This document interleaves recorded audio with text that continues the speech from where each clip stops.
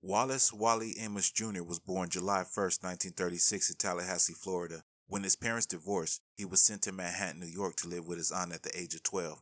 There he attended the Food Trades Vocational High School. His aunt Della Bryant would always bake chocolate chip and pecan cookies, and from that inspiration he would later make his own cookies. He later said of the experience, "We certainly had no monetary wealth, but Aunt Della's home was always rich in the principles and qualities vital to a child's upbringing, and it was filled with the aroma of her delicious chocolate chip cookies." He basically improved on his aunt's recipe, which was not the traditional way of making chocolate chip cookies, being that they had ingredients not normally found in chocolate chip cookies. Amos dropped out of school before graduation and joined the United States Air Force. He served in Honolulu, Hawaii at Hickam Air Force Base from 1954 to 1957. Before being honorably discharged, he earned his high school equivalency diploma. After his time in the military, he spent the following years working at Saks Fifth Avenue in the stockroom and in the mailroom at the William Morris Agency. In 1962, he became the first black talent agent in the history of the William Morris Agency. He discovered Simon and Garfunkel, worked with Diana Ross, Marvin Gaye, and Sam Cooke. When he felt he had reached his potential at the William Morris Agency,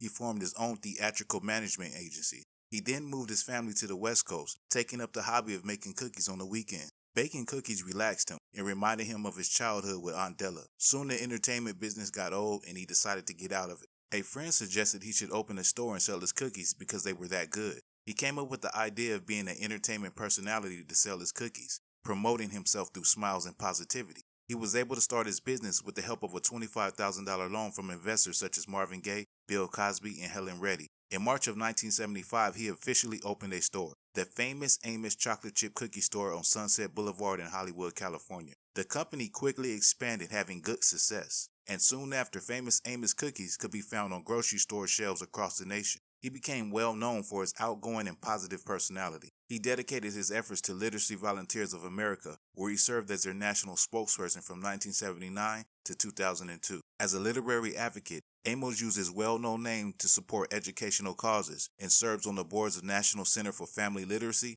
Read to Me International, and Communities in Schools. The cookie has put me in a position to help other people, to help Literacy Volunteers of America, to help the various charitable groups that we get involved in. In 2005, Amos and his wife, Christine, founded the Chip and Cookie Read Aloud Foundation, a publicly supported 501c3 organization to promote reading aloud to children. He is the recipient of many honors and awards, including the President's Award for Entrepreneurial Excellence and the Horatio Alger Award and the National Literacy Honors Award. He has been inducted into the Babson College Academy of Distinguished Entrepreneurs. He has more than 10 books published and appeared on sitcoms such as The Jeffersons, Taxi, and The Office, and was the host of the educational series Learn to Read. Famous Amos Cookies enjoyed 10 years of success, but due to mismanagement of the company, Amos was forced to sell off parts of the company, and then eventually selling Famous Amos Cookies in 1988 to a corporation called the Sansby Group, who restructured the brand. In 1991, Amos attempted to launch another cookie company, which he called Wally Amos Presents Chip and Cookie. Sansbury Group sued Amos for violating an agreement that forbade him to use his name and likeness on the packaging of any food products. In 1998, the Keebler Company purchased the Famous Amos brand, and Amos resumed his role as a brand spokesperson. In March of 2001, Keebler Company was acquired by the Kellogg Company, who now owns Famous Amos Cookies. In the mid-1990s, Amos worked with partners to launch a muffin company, now known as Uncle Wally's Family of Muffins. The company produces various home-style and healthy muffins. Amos also started a new cookie company called Chip and Cookie.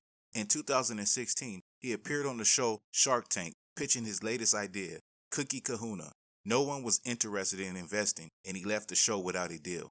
Sadly, Wally posted a video in 2017 asking for financial help from his supporters for basic living expenses, and people answered the call. He followed it up with a thank you letter to all his supporters. To this day, Wally always has a positive attitude and a moving forward mentality in spite of his hardships. His cheerfulness is infectious, and it's hard to ignore. Wally's most recent appearance was on KSNV Las Vegas, where he spoke on his career and his plans to work on his next venture, Aunt Della's Cookies, where he currently resides in Columbia, South Carolina. This is the story that is far from over of Wallace Wally Amos Jr., known to the world as Famous Amos.